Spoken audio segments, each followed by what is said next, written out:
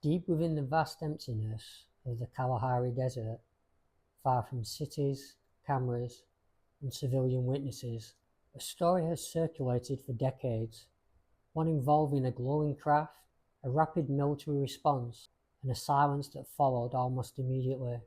This is the alleged Kalahari Crash, one of Africa's most controversial UFO claims. According to reports that surfaced years after the event, a luminous object was detected descending over southern Africa.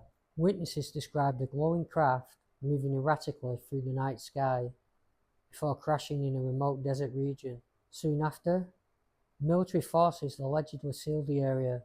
Roads were blocked, airspace restricted, access denied. What makes the Kalahari case unusual is not just the crash allegation, but what followed. Rumours emerged of radiation readings, unusual security measures, and objects removed under heavy guard. Some accounts claim personnel involved were later monitored or reassigned, though no official records confirm this. Nothing was shown to the public, nothing officially acknowledged. As the story spread, investigators uncovered a critical complication.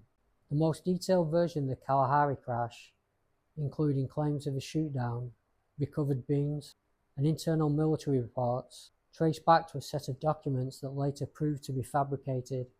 The papers, which circulated widely in the 1990s, were never authenticated by any official archive, and their language, structure, and technical details failed to match genuine military records from the South African Air Force.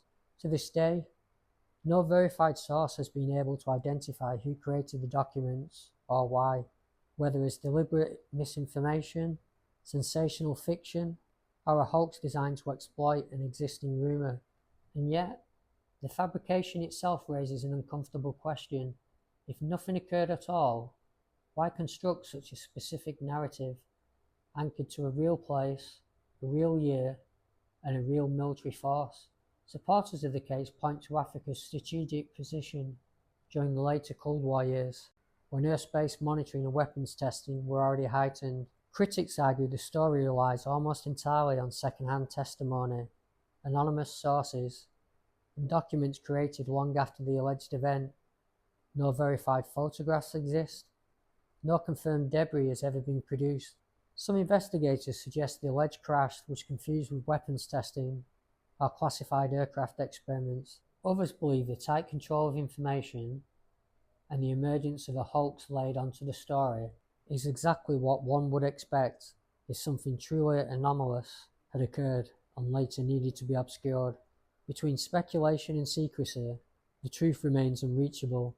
A glowing object, a sealed desert, and decades of unanswered questions. Hoax, misdirection, or buried truth. South Africa has officially denied any knowledge of such an event.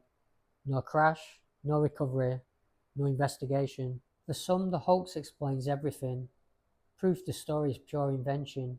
For others, the hoax explains nothing, suggesting distraction laid over an older, unresolved mystery. The Kalahari crash remains unverified, unproven, and deeply disputed, yet it occupies the same shadowed space as many other alleged recoveries, events whispered about, never documented publicly, and buried beneath official silence. In the endless sands of the Kalahari, something is said to have fallen from the sky. Whether it was metal, fire, or imagination, the absence of answers has turned the desert itself into part of the mystery, and sometimes what we don't see is what lingers the longest.